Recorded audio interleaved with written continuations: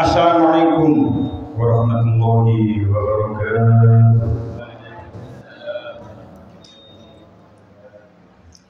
Tauban lillahi ta'ala wa Nabi Muhammadin sallallahu alaihi wasallam wa alihi wa sahbihi wa bihi wa alihi wa sahbihi wa sahbihi wa alihi wa jami'i tabi'in rasulullah wa ya ilahi makka wa hadisin wa faslirin wa syai'in wa tawbati wa syai'in wa badri wa syai'in raji وشيء الله وشيء ما بالكاسي وشيء من الحال وشيء من النسيج وشيء من العتبة وشيء من الشوي وشيء محمد الشاق والشوكاني والشيخنا وإلى الشيخنا وإلى البدن وشيء محمد العلوي وشيء مصطفى المروي وشيء ابن معشر وشيء متوكل الشعراوي وشيء طنطاوي وشيء غريب وشيء محمد الشهوري وشيء ميهانكا وشيء بشير وخوزة الكيبسي مصطفى رمضان وجبة مشايخنا شوي لهم الفاتحة.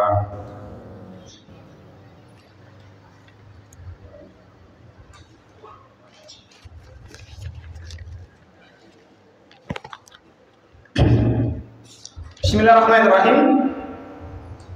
Kita lanjutakan surah Al-Baqarah ayat 100 minta setengah. Satu minta. Qala Allah Ta'ala fil Qur'anil Karim. A'udzu billahi minasy syaithanir rajim. Bismillahirrahmanirrahim. Illal ladzina tabu wa aslahu wa bayyanu fa ulaika atubu 'alaihim wa ana at-tawwabur rahim. Innal ladzina kafaru wa matu wa hum kuffarun ulaika 'alaihim la'natullahi wal malaikati wan nasi ajma'in khalidina fiha la yukhaffafu 'anhumul 'adzabu wa la hum yunzarun. Illal ladzina kejaba wong akeh tabu kang padha tobat sepesi alladzina wa aslahu lan padha bagusaken sepesi alladzina tabu wa bayyanu lan padha nerangaken sepesi alladzina faulaika mongko utahe mengkono-mengkono alladzina tabu iku atubu paring pangapura sapa ingsun alaihim ing atase ulaika wa ana hal utawi ingsun iku at-tawwab zat kang akeh ngapurane ar-rahim tur kang akeh welasi. Innal ladzina temen setuhune wong akeh kafaru kang padha kufur sepesi alladzina wa matu lan mati sepesi alladzina wa hum hal utawi alladzina iku kufarun padha kafir. Ulaika mengkono alladzina kafaru iku alaihim ing atase ulaika laknatullahi utawi laknate Allah wal malaikati lan malaikat wan nasi lan menungso ajma'ina sakabehane khalidina hale padha langgeng kabeh fiha ing dalem nar la yukhaffafu ora den entengaken anhum ing atase alladzina kafaru apa al-azab siksa walahum lan ora utawi alladzina iku munzaruna den wae napa niku den wae tangguhan napa niku macane niku inat walahum yunzaruna ora utawi alladzina iku yunzaruna den wae tangguhan sepiyasi alladzina. Kita wasyaripun 159 ngantos 162. Wong-wong Yahudi kang padha nyingitaken keterangan-keterangan lan pituduh-pituduh kang wis diterangaken ana ing kitab Taurat. Kaya hukum rajam lan keterangan sifat-sifat Nabi Muhammad iku dilaknati dening Allah Ta'ala lan malaikat lan wong-wong mukmin. Kejaba wong-wong kang padha tobat lan nuli bagusaken amali lan nuli nerang-nerangaken keterangan kang maune disingitaken. Dene wong-wong kang padha tobat mau bakal diterima tobaté dening Allah Ta'ala jalaran Allah Ta'ala iku At-Tawwabur Rahim. Lan satemene wong kang padha kafir Padha uga kafire sebab nyingitaken keterangan hak utawa sebab liyane lan ora padha taubat hingga mati netepi kekafirane. Wong-wong kang mengkono iku uga dilaknati dening Allah Ta'ala, dening malaikat, dening sakabehane manungsa. Wong-wong mau bakal langgeng ana ing laknat utawa ana ing neraka. Dheweke ora bakal diparingi keentengan lan ora bakal diserantekaken. Illal ladzina tabu, kecuali mereka yang telah bertaubat wa aslahu dan mengadakan perbaikan wa bayyanu dan menerangkan kebenaran. Faulaika, maka terhadap mereka itulah atubu, aku menerima taubat alaihim di atasnya. Wa ana, dan akulah at-tawwabu yang maha penerima taubat, ar-rahimu, lagi maha penyayang. Ayat niki sebenarnya mandeke niku teng ayat 100 niki keterangane gandeng kali ayat 159 ini. Karena memang keterbatasan waktu sampai 1 jam, hampir 1 jam, terus memang harus di stop karena keterangannya masih banyak. Terus tengoni ayat 159 untuk pulau gandeng sampai keterangan sing ini. Bahwasanya ayat 159 ini diturunkan asbab nuzulnya niku diturunkan kepada rahib-rahib orang Yahudi yang menyembunyikan kebenaran. Salah satu yang disembunyikan adalah sifat-sifat ciri-ciri Nabi Muhammad SAW. Niku disingitakan kali pendeta-pendetanya Yahudi. Lalu turunlah ayat niki. Nah, tapi ayat ini juga bersifat umum. Tidak hanya menyembunyikan kebenaran Kanjeng Nabi, tapi juga bersifat umum menyembunyikan ilmu yang dimiliki oleh seseorang. Ini buatan yang salah. Ini ancamannya seseorang yang menyembunyikan ilmunya, maka Allah akan memberikan tali kendali dari api. Kayak tali ini tenggoni mencami jarak. Ketika nanti di neraka. Jadi tidak hanya menyembunyikan kebenaran, tapi juga menyembunyikan ilmu, menyembunyikan kebenaran, menyembunyikan ciri-ciri Nabi Muhammad sehingga orang-orang menjadi kufur, menyembunyikan ilmu sehingga orang-orang lain tidak mengerti hukum-hukum yang harusnya dimengerti oleh mereka. Nah, orang-orang itu menyembunyikan kebenaran, menyembunyikan ilmunya, itu mendapatkan laknat dari Allah. Tentu laknatnya beda antara laknat yang menyembunyikan kebenaran Kanjeng Nabi Muhammad, kalau menyembunyikan ilmu. Dan wong sing oleh laknat apa Gusti Allah niku man gara-gara menyembunyikan kebenaran atau menyembunyikan ilmunya.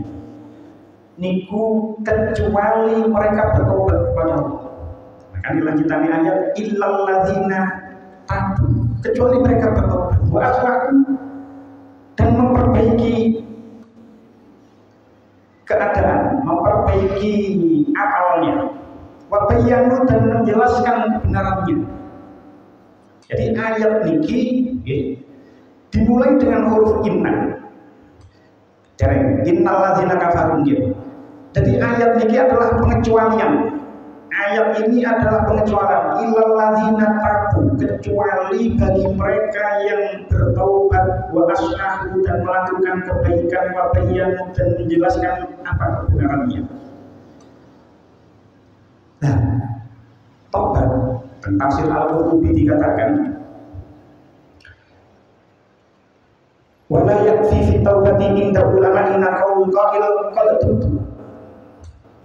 Seseorang yang bertobat itu gak cukup muni qad tubtu, aku wis temen tobat, gak cukup ngomong. Seseorang yang bertobat, apapun jenis taubatnya, mungkin diterangkan dalam ini, itu tidak cukup hanya untuk memperbanyak istighfar terus mengatakan tobat, itu tidak cukup. Tapi dikatakan hatta yadhharu minhu fisani khilaful awal. Seseorang yang bertobat itu harus keadaannya itu berubah dengan keadaan sebelumnya, berubah 180 derajat. Gak cukup, aku tobat, tidak cukup seperti itu. Keadaannya hatta yadhharu sehingga pertemo minggu saking wong sing tobat iku mang kisani dalam tingkah kang kaping pindho khilaful awali, berbeda dengan tingkah sing awal. Fa in kana murtadan, oke, seseorang itu tadi murtad, fa in kana murtadan, kalau dia seandainya murtad, roja ila islami mudharun syara'i'an, dia harus kembali kepada Islam, mengucapkan 2 kalimat syahadat dan menjalankan syariat-syariat Islam. Tentu apa saja yang pernah ditinggalkan ketika dia murtad itu harus dikerjakan lagi, harus dikodok. Salah satu syariatnya ketika seseorang itu murtad berapa tahun, maka kewajiban ketika dia murtad itu harus dikodok semuanya. Jadi kalau dia murtad, dia harus kembali ke Islam dan menjalankan syariat-syariat Islam. Wa in kana min ahli ma'asi zahara minhu al-amal shalih. Dia itu termasuk orang yang ahli maksiat, maka dia harus menampakkan amal yang baik. Gak cukup misalnya kalau ana wong biyen misalnya ahli ngombe, dia diterangkan ana wong sing ahli ngombe, ahli minum khamr, ahli mabuk. Tidak cukup seseorang itu hanya mengatakan saya telah bertobat, tapi harus ditunjukkan amal baiknya. Yo, rajin sholat 5 waktu, rajin jamaah, rajin ngaji, harus ditunjukkan. Harus ditunjukkan zahara minhu al-amal shalih, sampai jelas amal solehnya. Wajana ba'ahlal fasadi wal ahwal allati kana 'alaiha, dan menjauhi teman-temannya yang rusak dan keadaan-keadaan yang mana dia dulu di dalamnya. Misalnya ahli maksiat, ahli ngombe, maka dijauhi teman-temannya yang sokoe biasa ngombe. Dan ahwal keadaan atau lingkungannya harus dijauhi, tidak hanya menampakkan amal solehnya, tapi yo konco-koncone kudu didoi, kumpulannya ya kudu didoi, lingkungannya juga harus dijauhi. Itu kalau orang yang ahli maksiat, tobatnya tidak cukup hanya menyatakan aku tobat.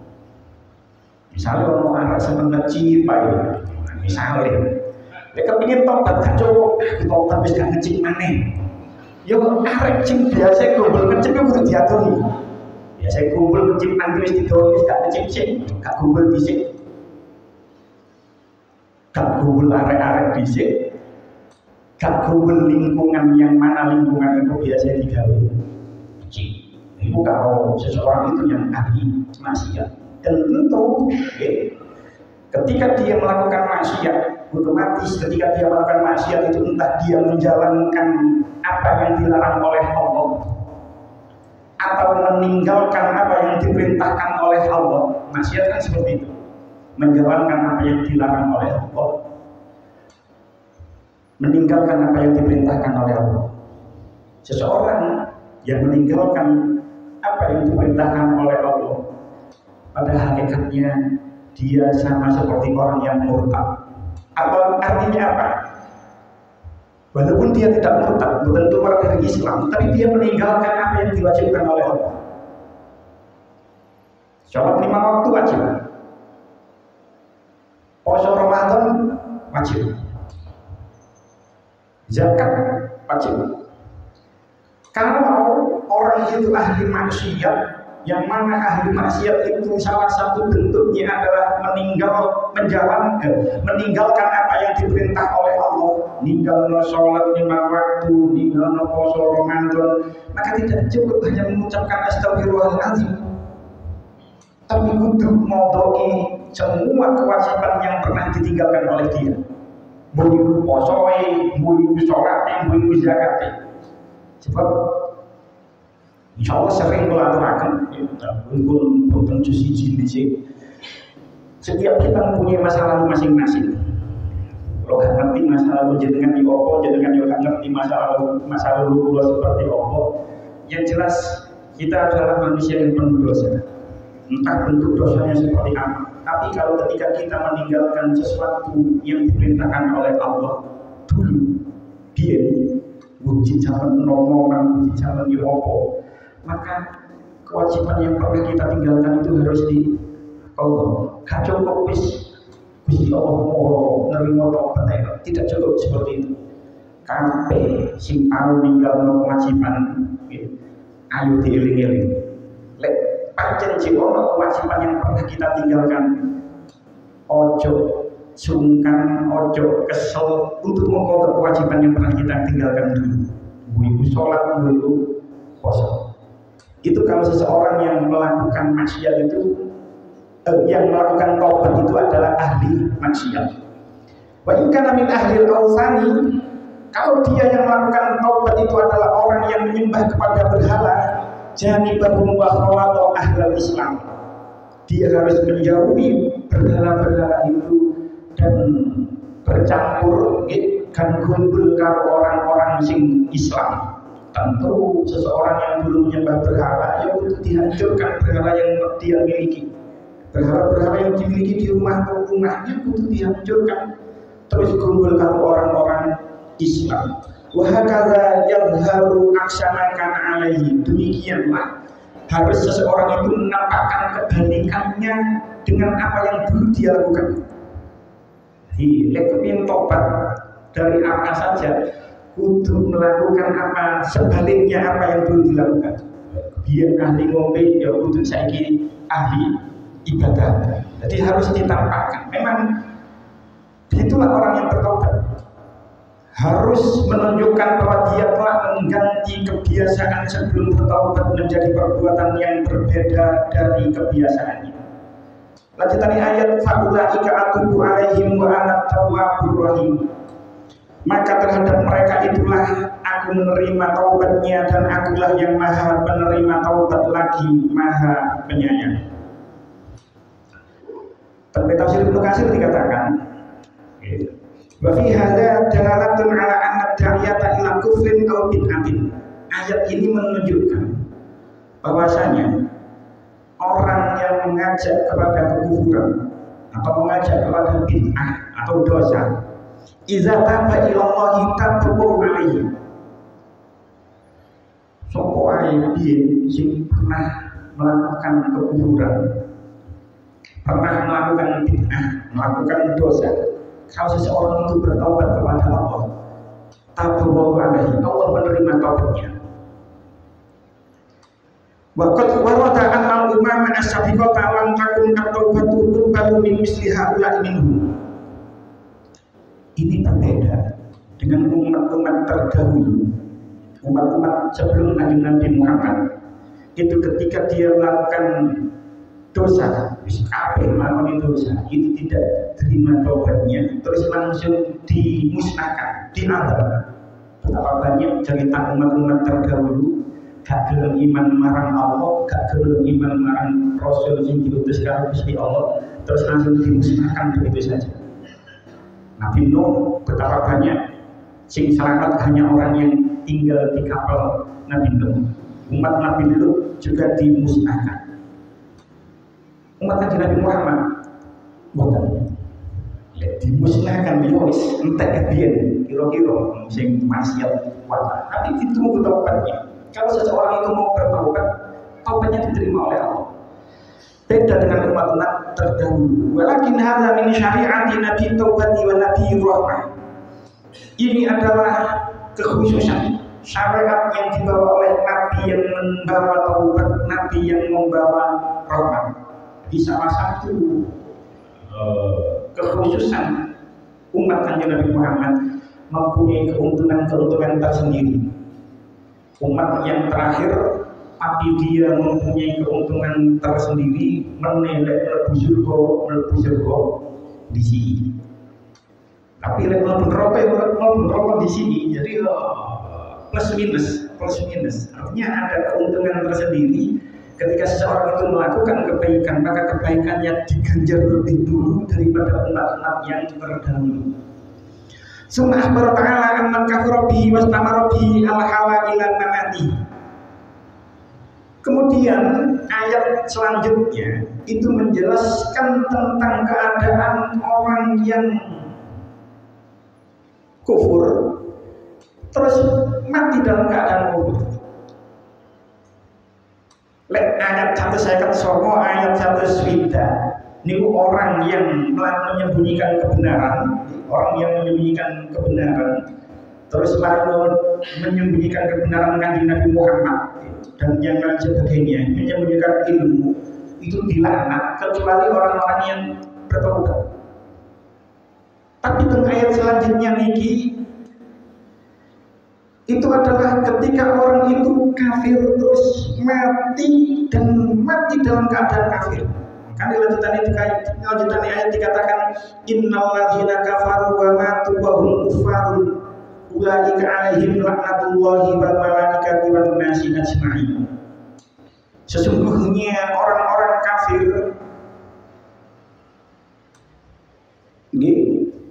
wa matu dan mereka mati wa hum kuffarun mati dalam keadaan kafir. Ulaika laknatullahi alaihim laknatullahi wal malaikati wan nasi ajma'in. Mereka itu mendapati laknat Allah, mendapat laknat para malaikat dan manusia semuanya.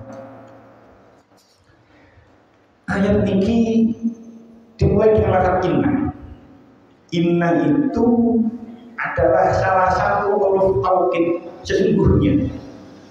Jadi ada yang ditekankan, ada yang dikuatkan. Napa sing ditekan? Orang-orang kafir. Innal ladzina kafar. Orang-orang kafir. Orang-orang kafir niku man tidak hanya semua orang kafir, tapi wa matu wa hum kufar. Orang-orang kafir itu mati dalam keadaan kafir. Ya, orang-orang itulah yang mendapatkan laknat Allah, laknat malaikat, dan laknat manusia secara keseluruhan. Nah, pertanyaannya, apa sih laknat itu? Laknat itu adalah jauh dari rahmat Allah. Itu adalah laknat. Bolehkah kita melaknat seseorang? Orang-orang sesungguhnya sesungguhnya orang-orang kafir dan mereka mati dalam keadaan kafir, mereka itu mendapati laknat Allah, para malaikat dan manusia semuanya karena sia semua. Pertanyaannya, pentingkah kita melaknat seseorang? Ulama berbeda pendapat apakah kita itu asal melaknat orang lain atau tidak. Dalam hal ini orang kafir. Kita sedikit diperinci lebih banyak mana. Pertama yang akan kita bahas, bolehkah kita melaknat orang kafir? Maka ulama berbeda pendapat tentang boleh tidaknya seseorang yang Islam melaknat orang kafir. Pendapat yang pertama mengatakan, kalau di tafsir Al-Qurtubi dikatakan, qala Ibnu Arabi berkata, qala li katsirun min asyahi innal kafira al-mu'ayyana la yujuzu lahu. Ibnu Arabi niku dawuh, aku duwe guru akeh. Guru ki akeh. Li katsirun min asyahi, saya mempunyai guru yang banyak. Terus guru yang saya yang banyak nikmat berkata, innal kafira al-mu'ayyana la yajuzu lahu. Sesungguhnya orang kafir yang ditakyin itu yang dikhususkan, mungkin insya Allah keterangannya, itu tidak boleh kita melaknat dia. Jadi orang kafir tertentu itu kita sebagai orang Islam itu tidak boleh kita melaknat orang kafir tertentu. Maksudnya muayyan itu individual. individual. Kalau kita sebut nama, itu kita tidak boleh. Misal orang kafir, contoh Presiden Amerika, coba Presiden Amerika, Joe Biden, Perdana Menteri Israel, Benyamin Netanyahu, mereka berdua ini kafir. Tapi kita tidak, menurut pendapat yang pertama, kita tidak boleh melaknat dia, walaupun dia itu adalah sebagai kepala pemerintahan, yang kepala pemerintahan Amerika, sebagai presiden Amerika, sebagai perdana menteri Israel, terus misalnya mereka berdua mengeluarkan kebijakan yang mana kebijakan itu menyerang negara-negara Islam, menyerang Palestina, menyerang Syria. Tapi menurut pendapat yang pertama, kita tidak boleh melaknat dia. Sebab kenapa? Tafsir Al-Qurtubi dikatakan, dan banyak di tafsir yang lain juga mengatakan hal yang sama. Li'anna halahu indal wafati latu lamu. Sebab kita itu tidak tahu dia itu bakal mati bagaimana. Ono sing wani jamin lek Benyamin Netanyahu ambek Joe Biden itu mati dalam keadaan kafir. Kalau bisa saja ketika menjelang akhir hayatnya mereka berdua itu mendapatkan hidayah terus masuk Islam. Kan ya iso aja. Kalau bicara masuk, bicara mungkin kan mungkin saja sehingga dari hidayah ini Gusti Allah. Maka kita tidak boleh melaknat individual seseorang, walaupun seseorang itu jelas-jelas kafirnya. Kenapa? Karena kita tidak tahu bagaimana dia nanti meninggal. Wa qad syaratallahu ta'ala fi hadhil ayati fi itlaqil laknati al muwafata al kufri. Dan tenggone ayat niki terus pendapat yang pertama, terus guru-guru nih Ibnu Arabi itu mengatakan tenggone ayat niki Allah mencaratkan di ayat ini dengan mutlaknya laknat. Apa syaratnya? Al muwafatu al kufri, mati netepi kekufuran. Lek wis mati netepi kekufuran maka gak apa-apa, sebab dia sudah mati dalam keadaan kafir. Tapi lek dia masih hidup walaupun dia kafir, seseorang tidak boleh melaknat orang tersebut karena kita tidak tahu bagaimana dia mati nanti. Bisa saja seseorang itu mati dalam keadaan sudah mendapatkan hidayah. Jadi menurut pendapat yang pertama, tidak boleh mendoakan melaknat seseorang yang masih hidup walaupun dia kafir, karena kita tidak tahu bagaimana dia nanti matinya. Ini pendapat yang pertama. Pendapat yang kedua, kalau Ibnu Arabi berkata, wasyahihu indi jawazi ra'nihi li zahiri halihi wal jawazi qablihi wa qitalihi. Pendapat yang pertama tadi mengatakan, aku Ibnu Arabi Sanjang Ibnu Arabi tahu aku duwe guru akeh, guru-guruku kabeh ngomong gak oleh ngelaknat seseorang yang kafir karena kita tidak tahu bagaimana dia nanti matinya. Tapi Ibnu Arabi ini berbeda pendapat kalau guru ini. Jadi Ibnu Arabi wasyahihu indi, sing bener menurutku jawazul laknihi, boleh melaknat dia. Sebab apa? Lidhahiri halihi, karena zahirnya tingkahnya. Wal jawazu qatluhu wa qitaluhu. Ini kisah kedua jawazu. Dan bolehnya kita membunuhnya dan memeranginya. Ini berbicara kafir harbi. Seseorang yang kafir terus memerangi orang Islam, maka kita yang diserang itu boleh menyerang balik dia, memerangi balik dia, termasuk membunuh mereka. Jadi Ibnu Arabi berbeda pendapat dengan gurunya. Maksudnya itu seperti itu. Ibnu Arabi beda pendapat kalau guru. Lek guru ini ngomong gak oleh sebab bisa saja nanti mati, dia mati tidak dalam keadaan kafir, mati terus oleh hidayah terus mati. Tapi menurut Ibnu Arabi enggak. Lek jare pendapatku sing bener, ya zahiri saiki ya apa? Kalau zahirnya sekarang dia memang memerangi kita. Maka kita boleh memerangi balik dia, kita boleh membunuh dia, otomatis kita boleh melaknat dia. Sebab zahirnya dia memang seperti itu untuk saat ini. Jadi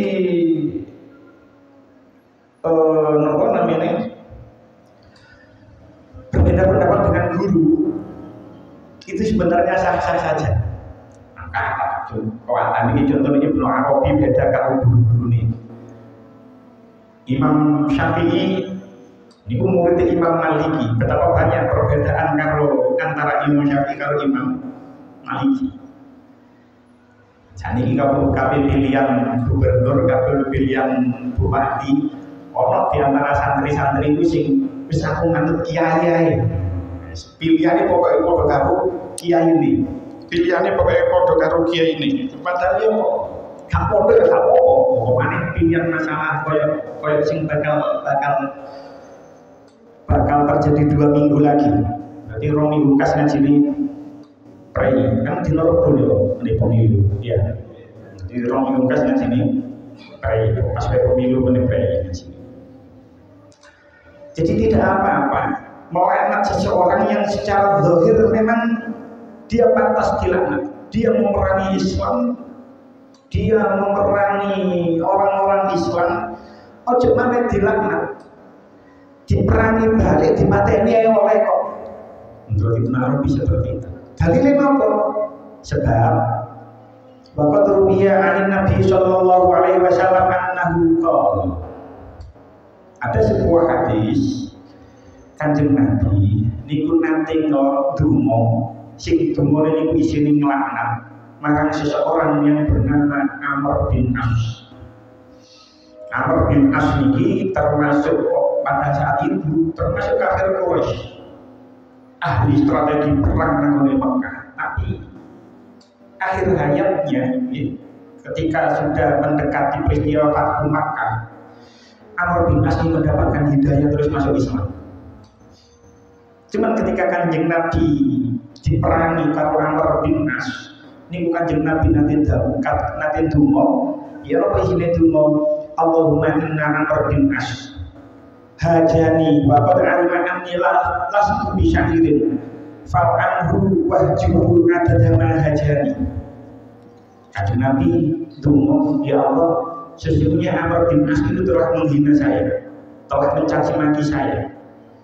Sementara dia tahu kalau saya ini bukan seorang penyair, maka laknatlah dia dan hinakanlah dia sebanyak dia menghinakan saya.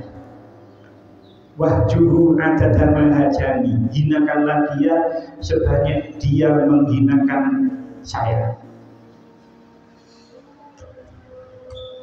Riwayat ini hadis yang menceritakan tentang Nabi Muhammad mendoakan melaknat Amr bin As, yang mana Amr bin As itu belum masuk Islam. Itu diriwayatkan sangatnya itu dhaif.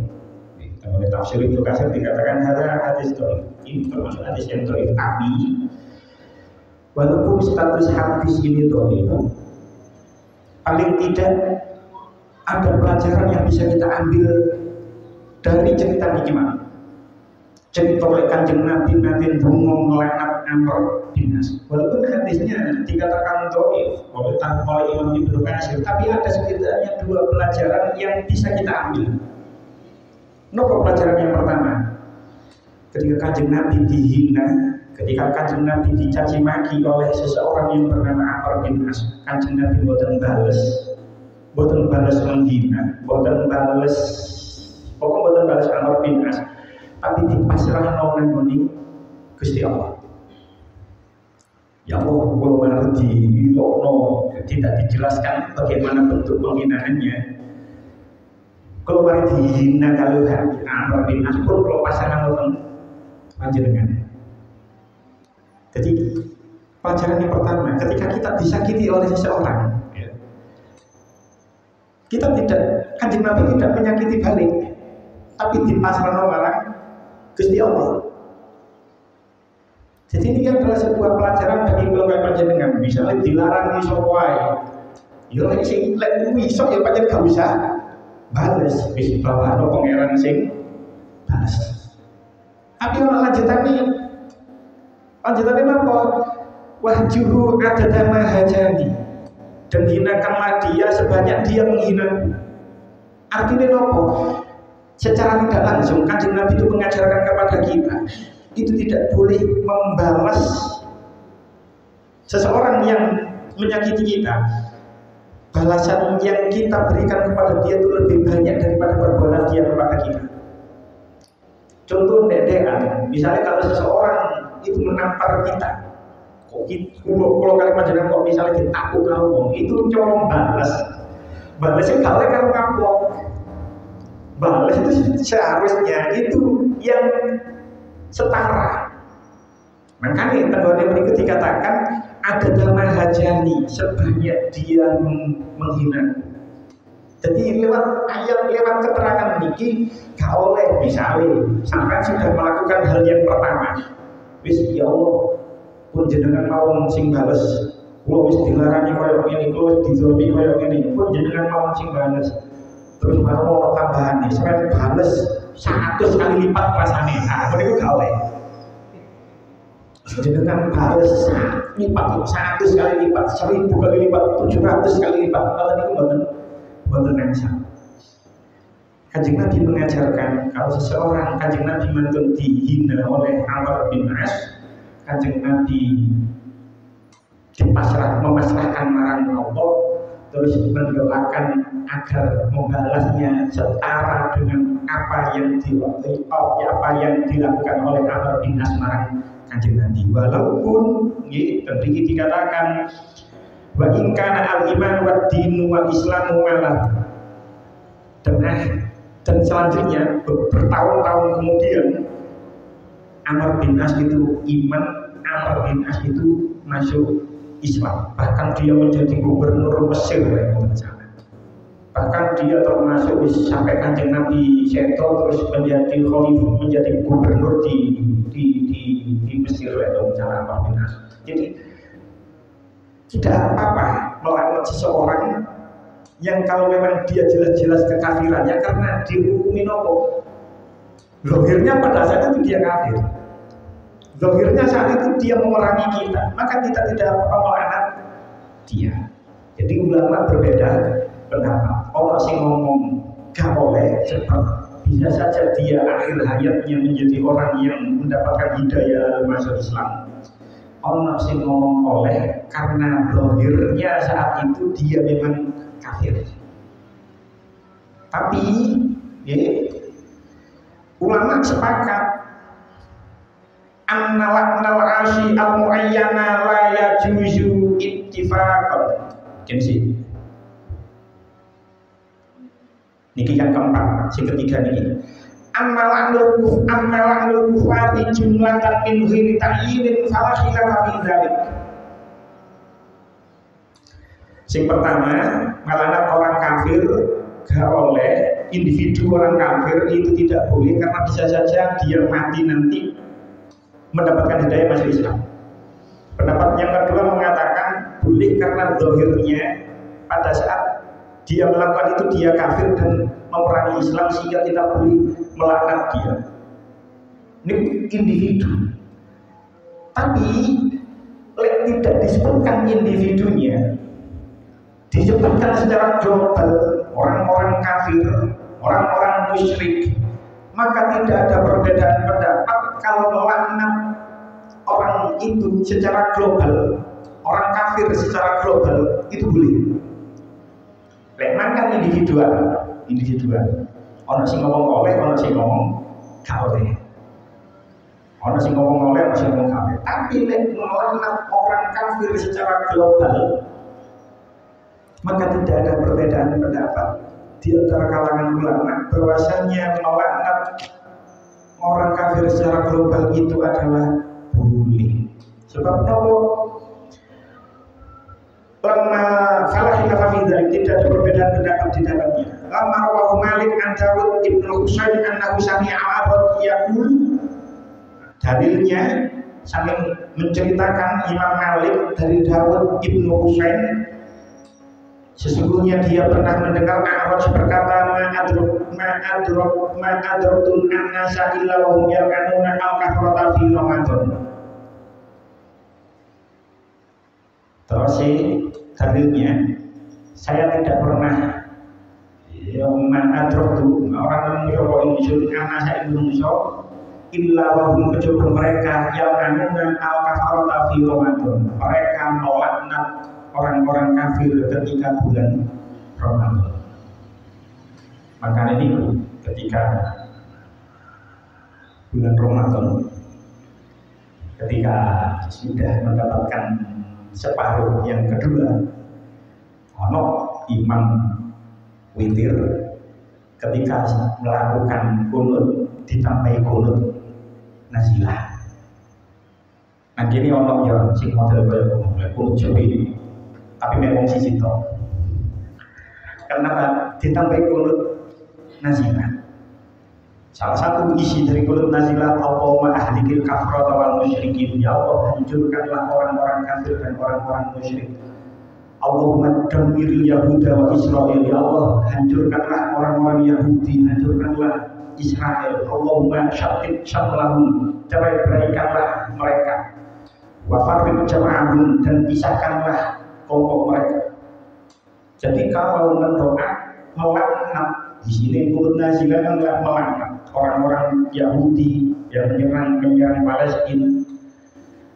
Kalau isi ini sejak orang kafir, orang Yahudi secara global tidak menyebutkan individu, maka tidak ada perbedaan di antara pendapat ulama bahwasanya itu adalah boleh.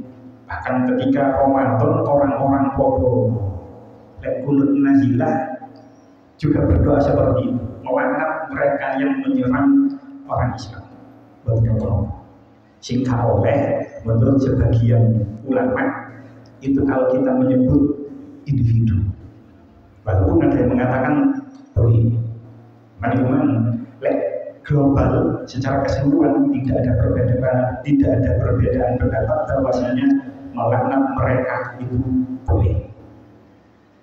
Tapi ulama juga sepakat annalaknar asyik al-mu'ayyana la yajuzu ittifaqan. Ulama juga sepakat bahwasanya melaknat seseorang yang ahli maksiat itu tidak diperbolehkan selama dia Islam. Jadi lewat orang Islam jatuh kayak orang, maka kita tidak boleh melaknat walaupun dia ahli maksiat sekalipun, bisa bejat-bejat, tapi dia Islam, maka kita tidak boleh melaknat dia.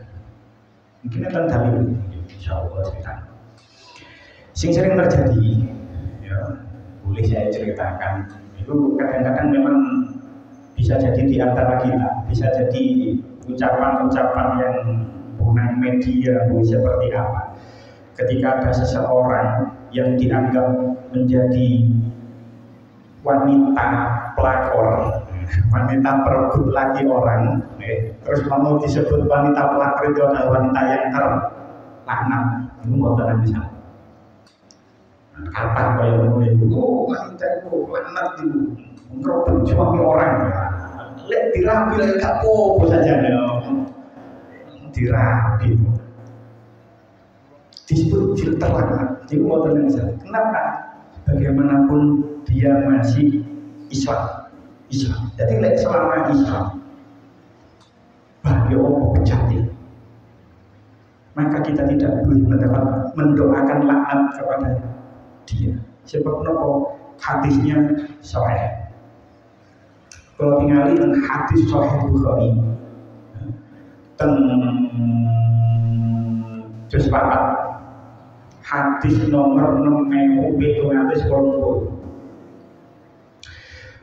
Ini diceritakan ada seseorang sahabat, tidak disebutkan namanya di hadis itu, tapi di syarahnya diceritakan bahwasanya orang itu bernama, nama lengkapnya Nuaiman bin Amr bin Rafa'ah bin Haris. Ono sahabat jenenge Nuaiman bin Amr bin Rafa'ah bin Haris.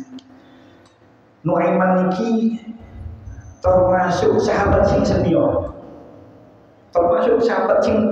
dituakan. Beliau ikut perang Badar. Ayang perang Badar itu melo. Nah, waktu sahabat sing senior perang Badar melo. Amr bin As itu termasuk senior, tapi masih gak termasuk senior, tapi setelah masuk Islam dia jadi ahli perang, yaitu akhirnya dia akan menjadi gubernur. Tapi sahabat Nuaiman ini, sahabat Kanjeng Nabi sing melok perang Badar. Berarti termasuk sahabat sing senior, termasuk sahabat sing tua. Bahkan teori dikatakan termasuk tetuanya para sahabat. Tapi sahabat Nuaiman niki ahli minum khamr. Tapi bagaimanapun, hadisnya diceritakan sahabat ini sering membuat Kanjeng Nabi tertawa. Jadi Nuaiman ini sosok yang jenaka, sehingga sering membuat Nabi tertawa. Tapi di sisi lain Nuaiman ini sering minum khamr. Keponangan, gak sengit-sengit, keponangan dilaporkan ke Kanjeng Nabi dihukum, dicambuk, dijirit. Keponangan gak bisa pindu. Tentu ini diriwayatkan keponangan sampai ping 4. Berarti lagi wis sampai keponangan Kanjeng Nabi sampai ping 4. Sahabat sing lain sampai genting ningali Nuaiman. Sampai dikatakan tenggone hadis Bukhari nomor 6785 ada seorang sahabat yang berkata, Allahumma al-anhu ma aksar ma yutabi. Allahumma al-anhu ma aksar ma yutabi. Ya Allah, laknatlah dia karena dia sudah sering tertangkap, sering kecekel, sering keponakan. Bis laknat, dijadikan laknat nama ya Allah. Karena sudah tertangkap, mobil bis merosot, termasuk sahabat sing generasi awal melu perang Badar, tapi sering keponangan ngombe. Wis dihukum karo Kanjeng Nabi, cik tetep ngombe, dihukum ngombe maneh sampai keponangan ping 4. Ya Allah, jenengan laknat awal tiang ini bolak-balik soalnya. Gak bisa pindu sampai ping 4. Apa jawab Kanjeng Nabi? Latal'anu, jangan laknat dia. Fawallahi ma'alimtu annahu yuhibbu wa rasulah. Jangan laknat dia. Demi Allah, setahuku dia ini termasuk orang yang mencintai Allah dan mencintai Rasulullah. Jadi selama masih Allah la ilaha illallah nabinya ini, maka seorang tidak boleh dilaknat karena dia masih Islam. Wong sing mati dalam keadaan kafir, lanjutannya ayat, ulaika alaihim laknatullahi wal malaikati wan nasi ajma'in. Mereka itu mendapatkan laknat Allah, mendapatkan laknat malaikat, mendapatkan laknat manusia. Semuanya. Mungkin ada yang berkata, bagaimana mungkin seorang manusia semuanya itu melaknat orang yang mati dalam keadaan kafir? Maksudnya nopo? Setidaknya ada 3 jawaban, tapi singkul double jawaban ada jawabannya amaliyah. Manis, niku sebab betul sekali ya. Yang dimaksud melaknat, semua manusia melaknat itu adalah ketika hari kiamat. Terus qala Abu Aliyah al-muradu bihi yaumil qiyamah yal'anuhum qaumuhum ma'jami'in nas. Yang dimaksud semua manusia melaknat orang yang mati dalam keadaan kafir iman nanti ketika hari kiamat. Semua manusia termasuk kaumnya sendiri itu akan melaknat dia.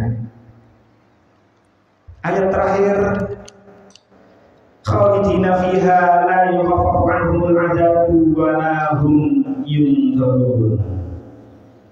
Mereka kekal di dalam laknat itu, di dalam neraka. Tidak akan diringankan siksanya dan mereka tidak pula diberi tangguh, diberi keringanan, diberi penangguhan. Orang-orang yang mati dalam keadaan kafir, mereka itu akan kekal di dalam neraka. Siksa ini tidak akan diringankan. Siksa ini tidak akan mendapatkan penangguhan. Kekal neraka. Orang yang mati dalam keadaan kafir. Dia nanti kalau cerita kalau baleni mana? Memang harus kalau baleni. Sebab ini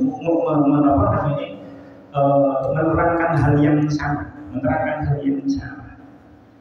Siksa nang gone dunya karo siksa nang akhirat itu berbeda. Lek siksa nang dunya orang awal-awal merasa tersiksa. Lek tambah suwe merasa terbiasa.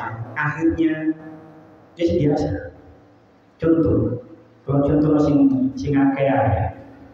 Arek nek wong nyar-nyaran dadi duduk, iku mesti tersiksa. Ayo, sing duduk-duduk tersiksa tak awakmu. Nyar-nyaran lho. Nyar-nyaran pasti tersiksa. Wah, ngarang boten. Pasti tersiksa. Biasa butuh ono sing ngancani, mangan ono sing nyepakno, malu dewi. Awal-awal merasa tersiksa. Tapi lama-lama menjadi terbiasa. Saking terbiasa akhirnya sendiri tetap tenang. Sendiri terus awakmu tetap tenang. Tapi awalnya ketika dia menjadi duda pertama kali, itu abot, pasti abot. Ya kamu mau ngabot membela, pasti abot. Tapi karena lama-lama seiring berjalannya waktu akhirnya terbiasa, akhirnya sendiri tetap tenang. Iya, soalnya terbiasa sendiri akhirnya tetap tenang. Apapun bentuknya, ketika seseorang nang dunia itu tersiksa, awalnya sogi dari kiri, awal-awal kadui itu mesti tersiksa, tapi lama-lama terbiasa, akhirnya terbiasa dengan kemiskinan. Wong sing bisa jadi apa jenenge? Kalau kita contohkan misalkan pembantu nang Arab Saudi misalnya, itu kan kata sing disiksa misalnya. Nyaran disiksa loro, tapi suwe wis biasa nih kok. Lambat laun berjalannya waktu, siksa di dunia itu akan merasa ringan, akan merasa terbiasa. Beda karo akhirat. Akhirat, siksa nang akhirat itu tidak akan terasa ringan walaupun seiring berjalannya waktu. Seiring berjalannya waktu tambah sulit tambah sulit terbiasa tidak. Rasanya itu akan tetap sama dengan pertama kali dia mendapatkan siksaan dalam neraka. Lah, siksa dan akhirat itu bagi orang-orang yang mati dalam keadaan kafir itu kekal nang neraka, tidak diringankan, tidak mendapatkan penangguhan. Lek nanggone kubur, lek Ramadan ono penangguhan. Ada penangguhan. Lek dina Jumat ono penangguhan. Menurut pendapat sebagian ulama. Tapi nanggone akhirat, lek wis nanggone akhirat khalidina fiha.